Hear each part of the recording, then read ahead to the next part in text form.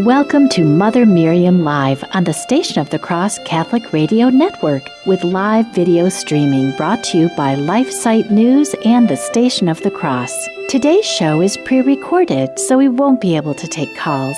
You can view the live stream on Facebook at Mother Miriam Live. Now, here's Mother Miriam. Good morning, beloved family. It's good to be with you. I am with you. The program is pre-recorded, and every once in a while we need to travel or do a conference or something else, and we plan in advance. So in those cases, we know in advance, and I pre-record programs. They're not reruns. They are brand new programs, and normally the plan is that we're teaching through the Catechism Explained. But when we have a pre-record, rather than break up the whole sequence of the catechism, it's always going to be on a special topic. And so today, you can still email, you could still put your comments, send them to the Station of the Cross, mother@thestationofthecross.com, Facebook, all of that.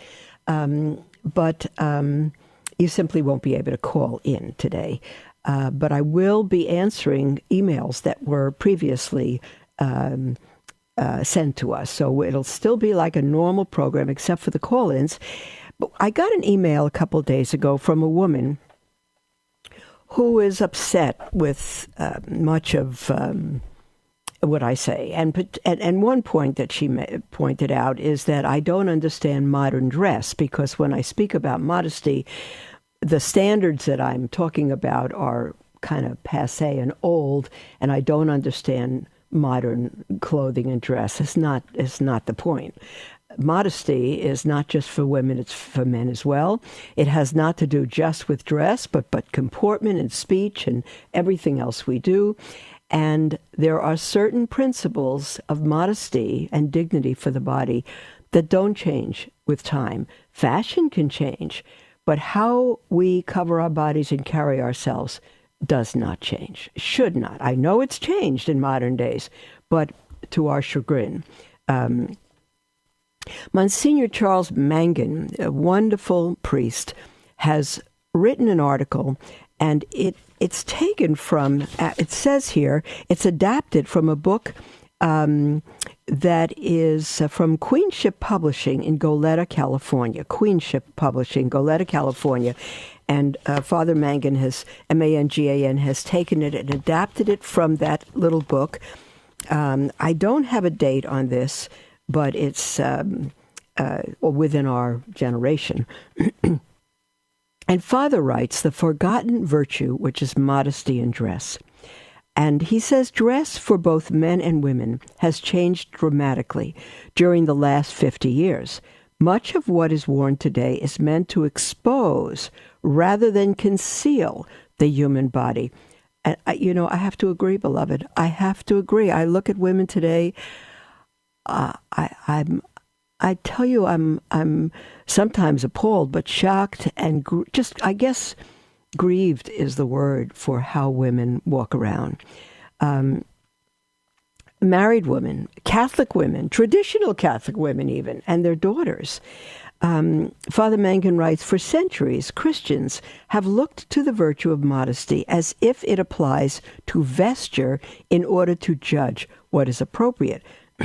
The Catholic tradition has given us a valuable definition of modesty, which is the virtue that regulates one's actions and exterior customs concerning sexual matters.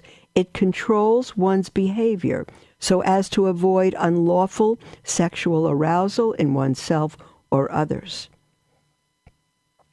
Modesty, he says, is one of the 12 fruits of the Holy Spirit, which are perfections that the Holy Spirit forms in us as the first fruits of eternal glory. He's quoting Scripture. Charity, joy, peace, patience, kindness, goodness, generosity, gentleness, faithfulness, modesty, self-control, and chastity. To dress modestly, he writes, is to avoid deliberately causing sexual excitement in oneself or one's neighbor. One who dresses modestly shuns clothes that are known or reasonably expected to affect sexual arousal in oneself or others. Modesty in dress pertains to both genders. Now, beloved, if I were writing this, I would have found a different expression than sexual attraction and all of that. But this is from a very good priest, and I think he just says it as it is, and I think it's important for us to hear. I think it's important for those who dress immodestly to hear this. A young, beautiful Catholic woman needs to hear this when she walks around with tight clothing, exposed shoulders, short skirts, all of that, bare legs, all of that. She needs to hear this. She says, don't put that on me. I'm not trying to arouse anyone sexually, myself or anyone else. The fact is, if you're not trying to, then you're ignorant of what your dress causes people. Then if you're not trying to dress to be attractive in those ways, then you are you're ignorant of how do I say it, of why you dress the way you do. Pope Pius, Father Mangdon says, Pope Pius XII, who lived from 1939 to 40. No, he was Pope from 39 to 58. In harmony with the magisterium and Orthodox spiritual authors, addressed the necessity of cultivating modesty. Beloved, if you're offended by any of this, I would beg you to have an open heart and not reject what God might be showing you. This isn't Mother Miriam speaking. This is a holy priest quoting holy popes. Open your heart to receive what God may be wanting to teach you, that you might be more beautiful than ever. And Pope Pius said, quote, "How many young girls there are who see nothing wrong in following certain shameless styles like so many sheep." You see? You might be offended and say, I don't do that. I don't dress for that purpose. I'm not immodest. But you might be, and you don't understand it. And Pope Pius XII says how many young girls there are who see nothing wrong in following certain shameless styles like so many sheep. They would certainly blush with shame if they could know the impression they make and the feelings they evoke in those who see them. And I want to tell you truthfully, I go to a Latin Mass, and on Sunday the church is packed with beautiful families, and there are young single girls who dress immodestly. They wear veils. They have no idea they're immodest. And if I spoke to them this way and told them this, they would blush with shame. They would cry. They'd be angry. They might be angry. They might absolutely disagree and think I'm really old school and a prude. But it's not true. It is true that they're immodest, and they don't know it, and their mothers do not know it because they allow their daughters to dress that way. And if the mother is against it and the daughters dress that way to go to church or any place or school, then the mothers have stopped parenting. Mothers, you cannot allow that. Father Mangum says this. Pope Pius XII says this. The good of our soul is more important than the good of our body, and we have to prefer the spiritual welfare of our neighbor to our bodily comforts. If a certain kind of dress constitutes a grave and proximate occasion of sin and endangers the salvation of your soul and others, it is your duty to give it up. O Christian mothers, this is Pope Pius XII speaking. O Christian mothers, if you know what a future of anxieties and perils, of ill-guarded shame you prepare for your sons and daughters, imprudently getting them accustomed to live scantily dressed and making them lose their sense of modesty, you would be ashamed of yourselves, and you would dread the harm you are making for yourselves, the harm which you are causing to these children, whom heaven has entrusted to you to be brought up as Christians. Oh, mothers, I pray you're listening to this. Christian girls, still Pius XII, Christian girls, think also of this. He's addressing you, young ladies. The more elegant you will be, and the more pleasing, if you dress with simplicity and discreet modesty. End quote. On November 8, 1957, Pope Pius presented the still valid principles of modesty in dress. Here they go. This is the Pope in 1957. These principles of modesty in dress, which apply in 2020. He says clothing fulfills three necessary requirements: hygiene, decency, and adornment. These are so deeply rooted in nature that they cannot be disregarded or contradicted without provoking hostility and prejudice. Hygiene, he says, pertains mostly to the climate, its variations, and other external factors. There's the music, beloved. Our breaks have changed a little bit, so we're going to come back to continue this right after the break. You're welcome to write in. You cannot call in today, but we'll be right after the break to continue this article. Don't go away, beloved. And after that, we'll get to your emails. God bless you. We'll be right back.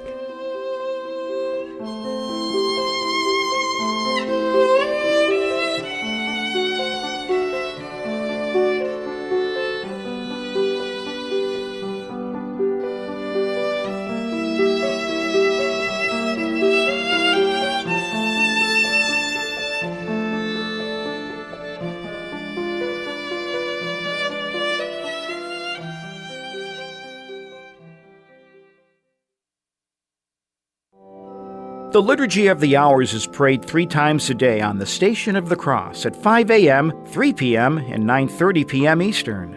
The Liturgy of the Hours is a meditative and efficacious way to foster habitual prayer. It is the daily prayer of the Church, prayed throughout the world by priests, religious, and laity. For details about each hour or more information about the Liturgy of the Hours, visit thestationofthecross.com. Confusion on matters of faith and morals is widespread, even within the church. It can be disheartening, with clergy celebrating gay pride masses, the Pope considering allowing women to become priestesses. It is easy to lose sight of the true teachings of the church. LifeSite News Catholic can help. We are a clear, trustworthy news source that is dedicated to the teachings of the church. We, as the laity, have a duty to know and defend our faith and tradition. In order to do so, we must be educated on the teachings of the Church and on the truth about current events and developments within the Church. Follow LifeSite News Catholic on Facebook and Twitter, or sign up to receive our emails by going to lifesitenews.com in order to maintain your clarity and peace in the midst of chaos.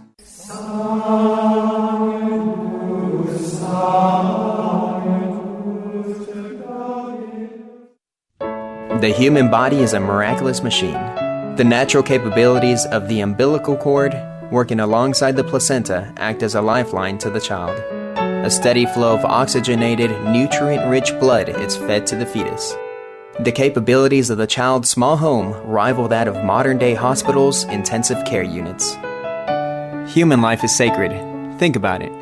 CoalitionForLife.com.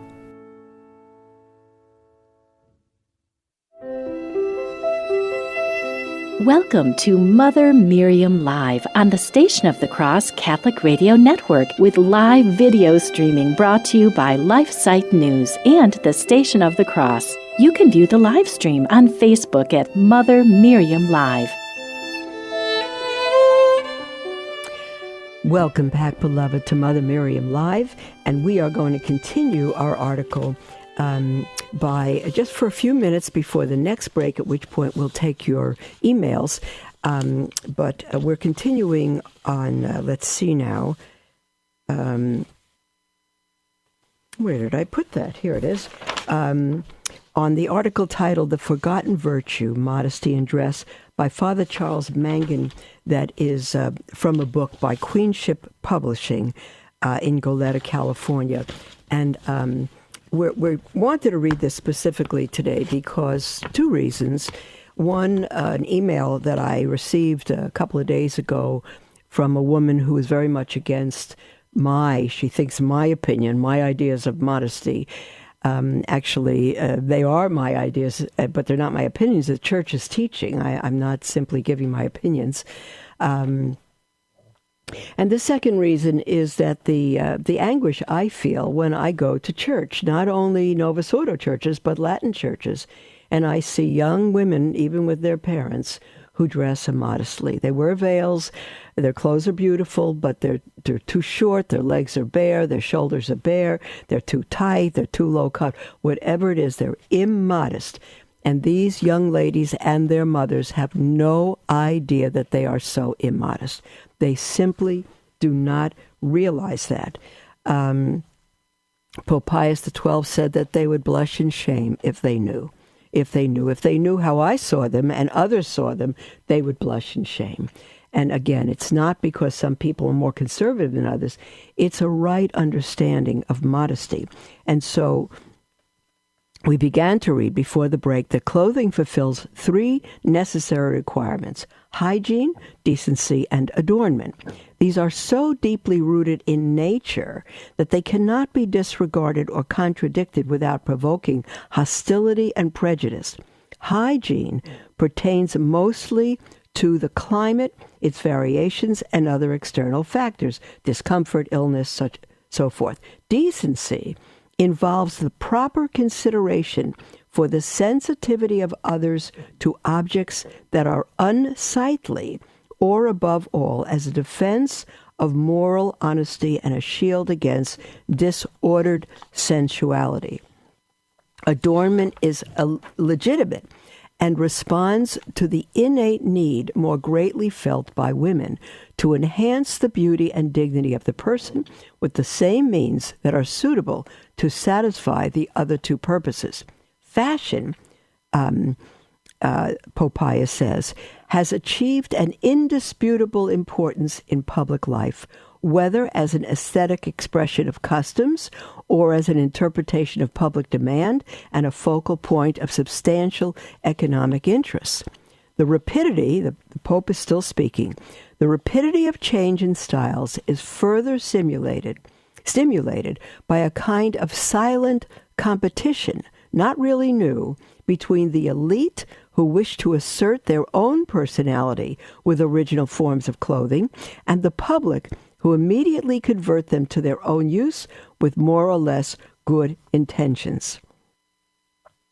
Pope Pius then isolated the difficulty with fashion. Quote, "The problem of fashion consists in the harmonious reconciliation of a person's exterior ornamentation with the interior of a quiet and modest spirit." That is so important, beloved. Let me repeat it. The problem of fashion consists in the harmonious reconciliation of a person's exterior ornamentation with the interior of a quiet and modest spirit. I'm going to stop here to give you an example of what I came across of a woman coming to Mass in the morning dressed in her tennis outfit. In the top, she was wearing a low-cut sleeveless tank top, and the bottom was a tiny little tennis skirt, and which reached the top of her panties. Her whole legs were exposed.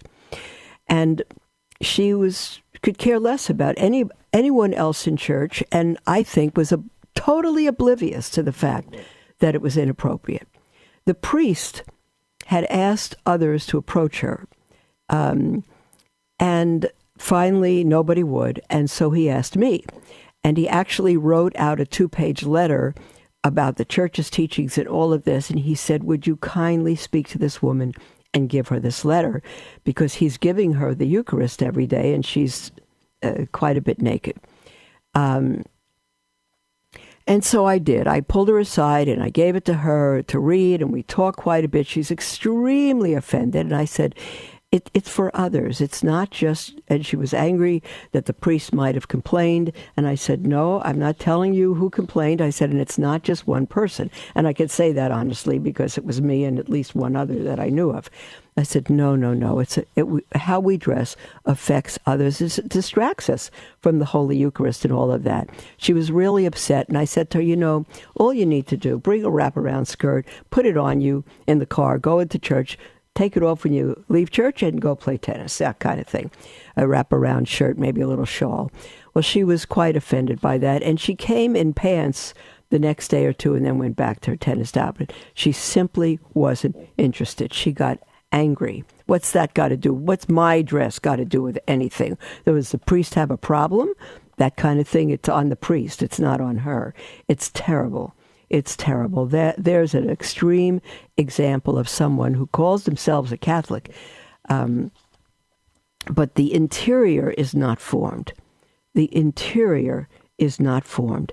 The problem of fashion, Pope Pius said, the problem of fashion consists in the harmonious reconciliation of a person's exterior ornamentation with the interior of a quiet and modest spirit. That woman had no signs of a quiet, immodest, and modest spirit. Absolutely not. And Pope Pius went on to say, like other material objects, fashion can become an undue attachment, even perhaps an addiction for some persons. The Church does not censure or condemn styles when they are meant for the proper decorum and ornamentation of the body. But the Church never fails to warn the faithful against being easily led astray by them. The human body is God's masterpiece in the visible world. These are Pope Pius's words. The human body is God's masterpiece in the visible world.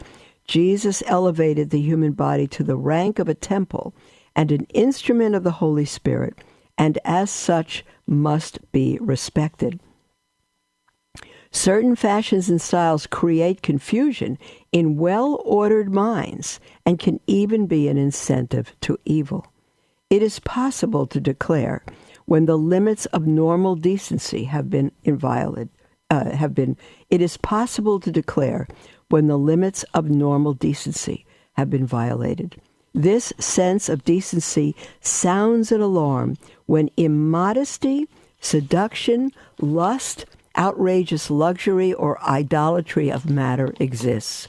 What the Holy Father said in 1957 is still pertinent, quote, no matter how broad and changeable the relative morals or no matter how broad and changeable the relative morals of styles may be, there is always an absolute norm to be kept after having heard the admonition of conscience warning against the approaching danger. Style must never be a proximate occasion of sin. Now, the woman I spoke to had no conscience about this whatsoever. There was no warning. There was nothing.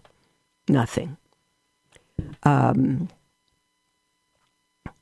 when you're getting dressed, if you say, how do I judge? I tell you what, when you're putting something on before the mirror, moms, grandmothers, young people, because I see grandmothers dressing like young girls walking around in what used to be my underwear for tights showing their whole body. It is absolutely awful.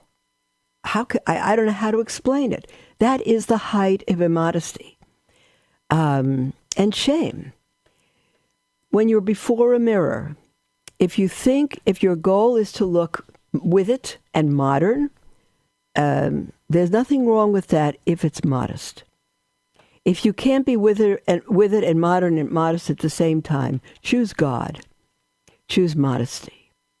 And if you say, well, you know what, I'm not sure about the line of this blouse. I'm not sure about the sleevelessness or the open shoulders, or I wonder if it's too tight. I wonder if the skirt is just kind of borderline in length. Any of those things, don't wear it. Throw it out. Give it to the poor. Give it away. Don't wear it. When in doubt, don't. Because if you doubt, someone's going to think it's immodest. Don't live on the border. Don't live on how much I can get away with. Live on how much I can honor God. And then you will attract, if you're looking to attract, holy men of God. Father Mangan goes on to quote the Pope, "Those who design, promote, and sell fashions have considerable responsibility. If, God forbid, anyone purposely inculcates unchaste ideas and sensations," and we know that's the case. I could name store chains, and you could name them as well. "Then there is present a technique of disguised malice." I don't even think it's disguised. "For decency in dress to be restored, the intention of those who design the fashions and those who wear them must be upright. Beloved, you say, but I can't find clothing today. Oh, yes, you can. Just don't, if you stop buying it from the stores that sell immodest clothing, maybe they'll get the idea. There are immodest clothing lines on the internet, and you can find them. You can find them even in stores. You can find them. You have to look a little harder, but they're here. "For decency in dress to be restored, the intention of those who design the fashions and those who wear them must be upright. In both, there must be an awakening of the conscience as to their responsibility for the tragic consequences that could result from clothing, which is overly bold, especially if it is worn in public." I met outside of church just this Sunday night a beautiful 17-year-old young lady who had just returned with a busload of young people from the March for Life in Washington. And she's 17, and I said, "What's your dream?" She said, "I want to start a business. I want to create modest clothes for us, for young people, because we can't find it anywhere." This is a 17-year-old. That's what needs to be done. Father Mangan continues, and he's quoting Pope Pius. "Clearly, the immorality of styles depends in great part on excesses either of immodesty or luxury. How is immodesty to be judged?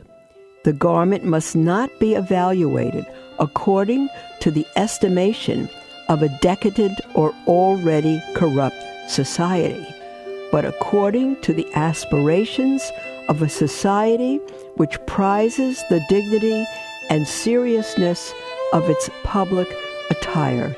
If that woman who sent me an email a couple of days ago saying that I have no clue what modern dress is about read this, she might have a different opinion.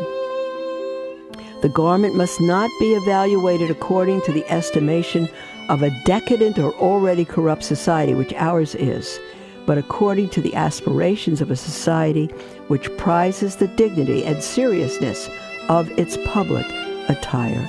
End quote from Pope Pius. We'll be right back, beloved, after this break. It's going to be a short one, and then we have one more paragraph to go, and we'll take your emails.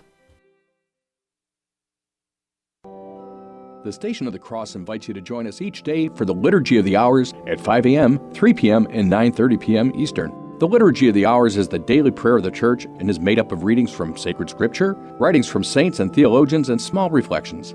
For details about each hour and more information about the Liturgy of the Hours, visit thestationofthecross.com. We hope you'll join us for this daily prayer of the Church each day at 5 a.m., 3 p.m., and 9:30 p.m. Eastern, right here on the Station of the Cross.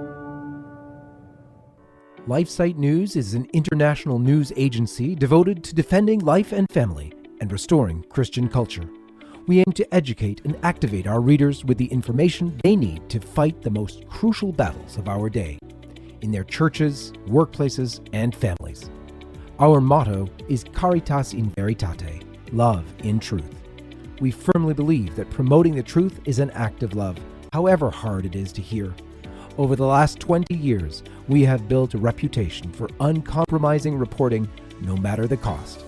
LifeSite News is by far the most popular pro-life website on the internet, with over 40 million unique users every year and growing.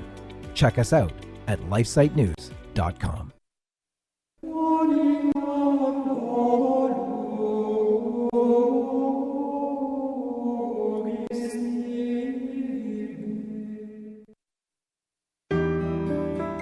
Tune in weekdays from 6 to 7 a.m. Eastern Time for Sermons for Everyday Living. There's no better way to start your day than by tuning in to hear real sermons from real priests on topics important to you and your faith. For details about upcoming episodes and for podcasts of past shows, visit thestationofthecross.com and click on Sermons for Everyday Living under the Programs tab. That's Sermons for Everyday Living weekdays from 6 to 7 a.m. Eastern on the Station of the Cross.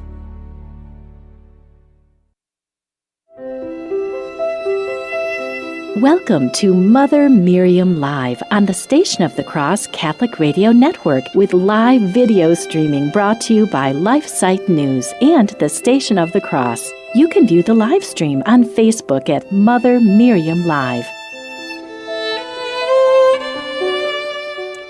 Welcome back, beloved, to Mother Miriam Live, and we have a whole half hour to ourselves. There'll be a tiny break in between. And now I would normally take your calls, your texts, and your emails, and we cannot take your calls today because it's pre-recorded. I certainly have a number of emails before me, but I think this article is so important. And since you're not able to call in today, I think I'm going to take, I think I'm going to continue in it just now. Just so that we can complete it during this one program. It's just so important. We're talking about modesty in dress, and this is for women and men, and it's for all ages, young men, young children, young women, everybody. And it's by Father Mangan. It's from a book published by Queenship Publishing, which he put together kind of in an article, and is greatly quoting Pope Pius XI. And let me just see now. This is from the 50s. He says, wanton luxury is also excessive. Wanton luxury is also excessive.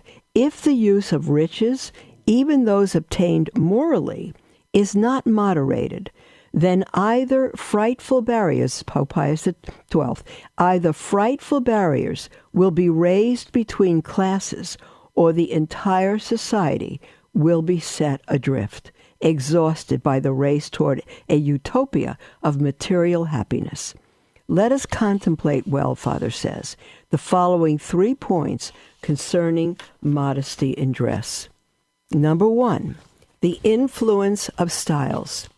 He says there is a language of clothing that communicates certain messages, even destructive ones.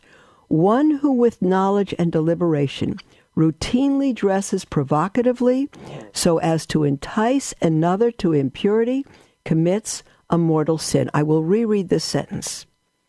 One who with knowledge and deliberation routinely dresses provocatively so as to entice another to impurity, commits a mortal sin. The souls of both are wounded.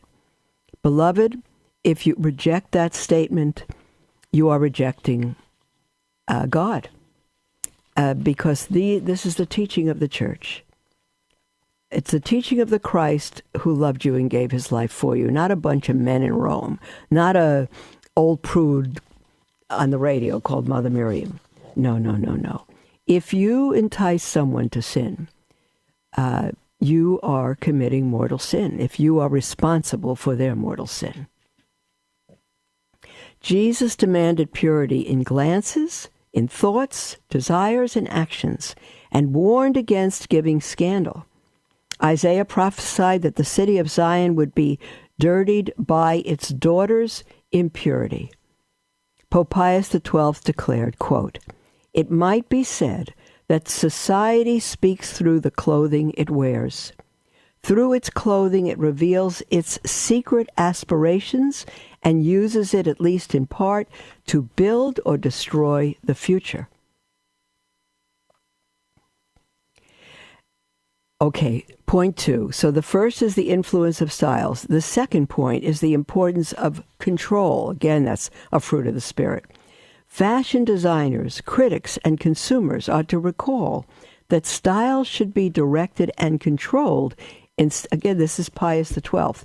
That style should be directed and controlled instead of being abandoned to caprice and reduced to abject service. Those who make style cannot allow the craze to dictate when that particular trend goes against right reason and established morality. When it goes against right reason and established morality. I've heard mothers say, but come on, when I've spoken to mothers about their daughters just looking like prostitutes. That's what has happened with some. And when I speak to the mothers about the daughters being immodest, the mothers look at me and say, are you kidding? You should see the way they dress in school. They tell my daughters that they're conservative. I said, well, that may be the case, but what's the standard? The standard is our Blessed Mother, not the immodest, half-naked children at school. Parents, don't give up parenting. You're giving up your vocation. Don't be afraid of your children. Don't let them raise themselves. You will have formed them to go astray and be immoral. You will have done that.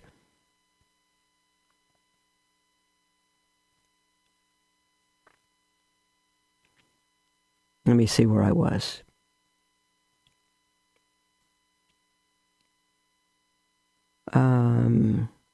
Consumers must remember that their dignity demands of them that they should liberate themselves with free and enlightened conscience from the imposition of predetermined tastes, especially tastes debatable on moral grounds. Number 3. So number 1, this is the 3 points concerning modesty in dress. First, the influence of styles. Second, the importance of control. And third, moderation is necessary. All things. It's the scripture. Do all things in moderation.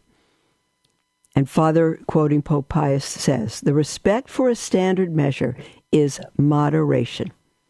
It provides a pattern by which to regulate at all costs greed for luxury, ambition, and capriciousness. Pope Pius urged, quote, stylists, and especially designers, must let themselves be guided by moderation in designing the cut or line of a garment and in the selection of its ornaments, convinced that sobriety is the finest quality of art. And I want to tell you, men, it's not just the women that I see immodest, even in church. It's also you coming in with your wide open T-shirts and all of that, and shorts, so you sit there with bare legs in church, thongs. It's absolutely immodest and immoral. You have no respect for the women, for others, for the Holy Eucharist, to come to church like that, and to walk around like that, to walk around even the house, even the street without a shirt. When Christian decency is present, then one's dress is the worthy ornament of the person with whose beauty it blends as in a single triumph of admirable dignity. One needn't necessarily wear clothes popular decades ago in order to be modest. However, there are standards which are so basic that to transgress them, regardless of the era, ERA, one's good intention or ignorance, is to offend against decency. Here are some practical helps, he says. Clothing composed of a transparent, that is, see-through material is not modest because of its obvious intent to expose various parts of the body in need of cover. Okay, you say, but my blouse is sheer. It's designed that way because I have a very beautiful slip under it. Well, we're not supposed to see your underwear under your clothes. That's not modest. It may be beautiful to some eyes, but it's not modest. Not to see through a blouse. Not to see somebody's underwear under their blouse, no matter how beautiful the underwear is. And not to have it so tight that you see the lines of everything under their clothing either. This is my personal comment.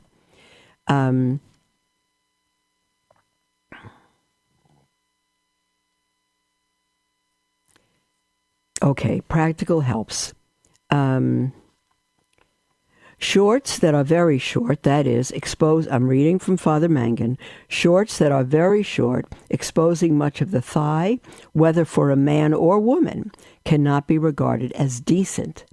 Athletic pursuits that use shorts and a jersey type of shirt may be tolerated, provided that both are moderate and no temptation is encouraged. Boys and men shirtless, boys and men who don't wear shirts, shirtless without sufficient reason, which is an allowance is made for swimming and vigorous work and exercise, as long as temptation is avoided. But a shirtless man or even a boy is problematic, given that such may well be a necessary occasion of sin for another. Men, don't you think it's not?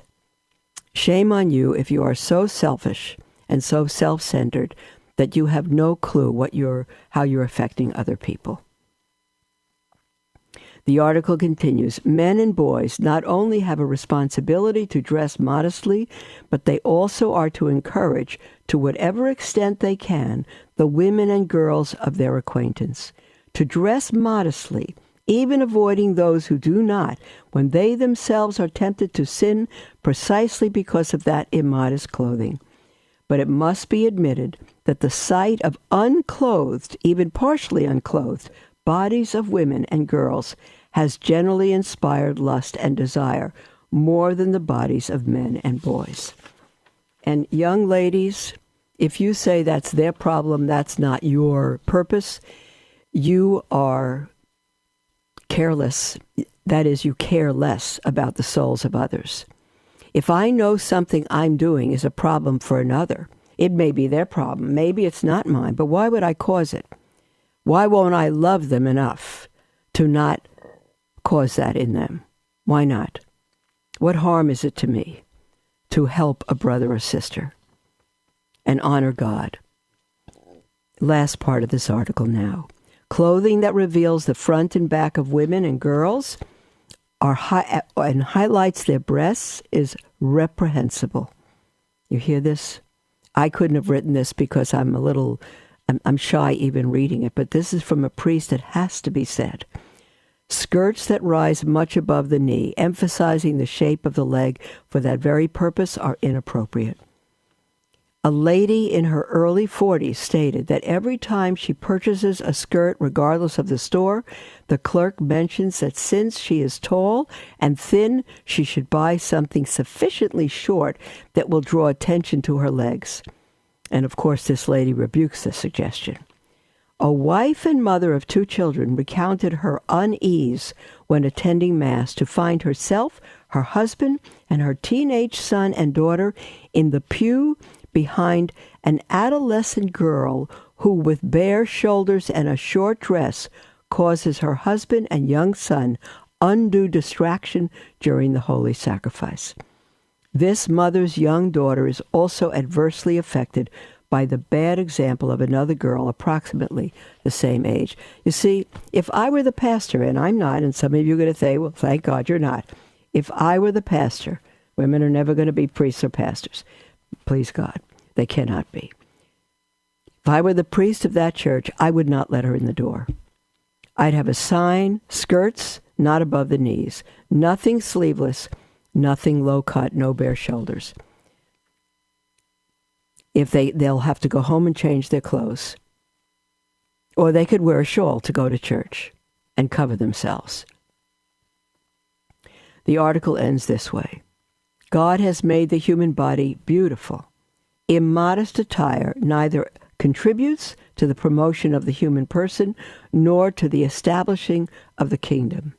The modesty practiced by Jesus, Mary, Joseph, and the saints is obtainable and necessary for us. Oh, I hope I haven't made you angry by this article, beloved. It's perfect in everything it says. You may not like the way it was written. You may not like its bluntness. You may disagree. But if you are haughty and arrogant and angry and disagree, you are missing out on the beautiful saint God has made you to be, on the beautiful soul He has made you to be. on the heart he has given you to love him and to love others as he has loved you. You are missing out on what it means to put others before yourself and not be self-centered, but to be free and to be a beautiful, beautiful creation of God to the world. And others do the same. We'll be back right after the break. LifeSite News is an international news agency devoted to defending life and family and restoring Christian culture. We aim to educate and activate our readers with the information they need to fight the most crucial battles of our day, in their churches, workplaces, and families. Our motto is Caritas in Veritate, love in truth. We firmly believe that promoting the truth is an act of love, however hard it is to hear. Over the last 20 years, we have built a reputation for uncompromising reporting, no matter the cost. LifeSite News is by far the most popular pro-life website on the internet, with over 40 million unique users every year and growing. Check us out at lifesitenews.com.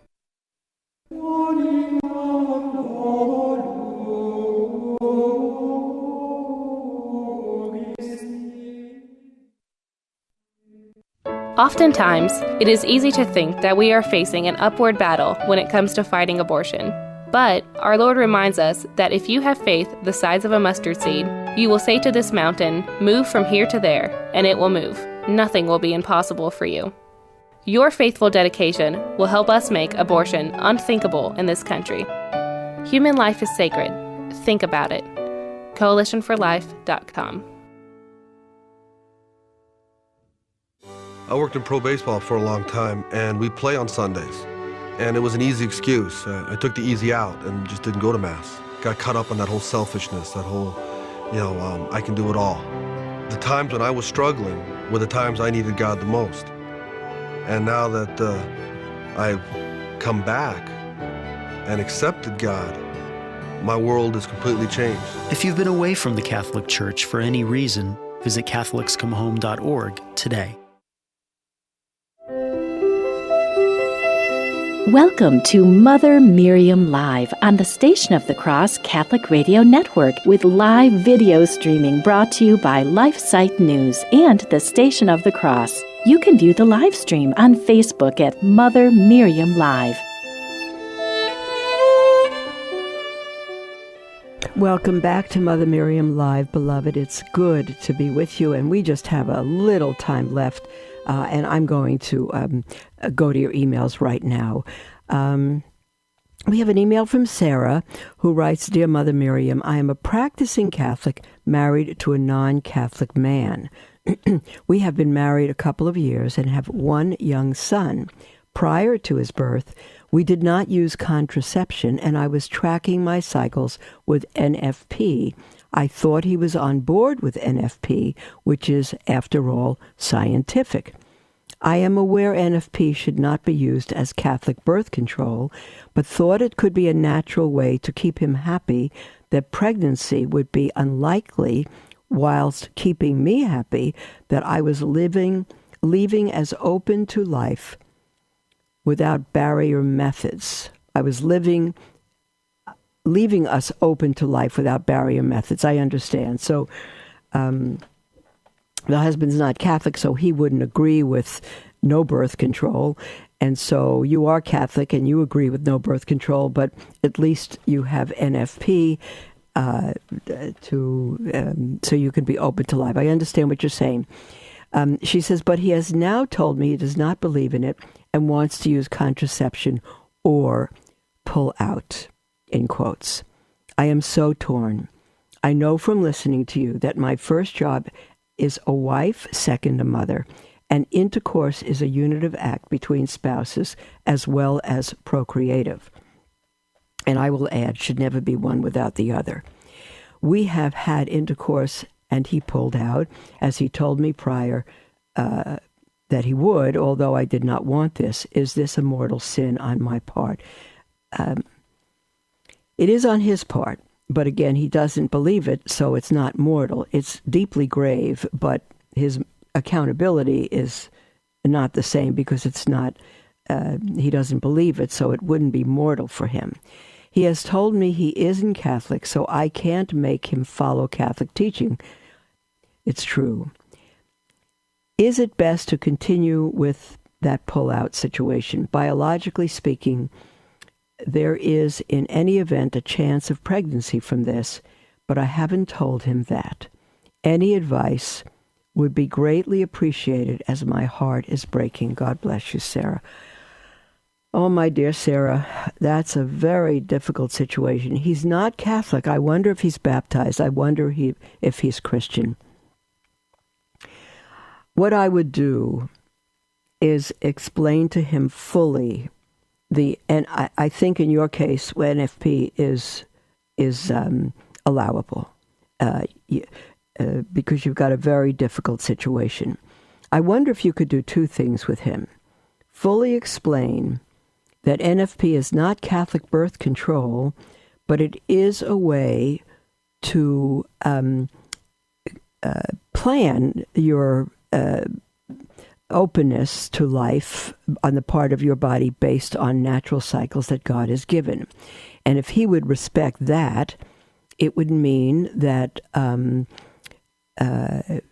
again, there'd only be 1 week during a month, generally, that you would not come together sexually. So if you could explain the whole thing to him well, that might help. If it's just a matter of refraining a week during the month, perhaps, if your cycles are regular. The other thing you need to do is take him to the Old Testament and the story of Onan, O-N-A-N.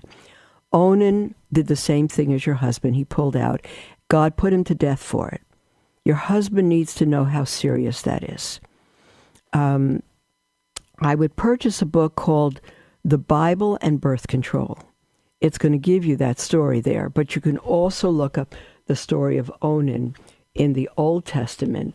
And if he believes in, he doesn't have to be Catholic, but if he believes in God at all, Genesis chapter 38, if he believes in God at all, he'll see that God doesn't put people to death for many sins immediately, but he did put Onan to death immediately for the sin of wasting his seed. And so I would speak very clearly on those two things and have something in writing, very simple on NFP, and print out Onan's story or have the Bible open to it and say, sweetheart,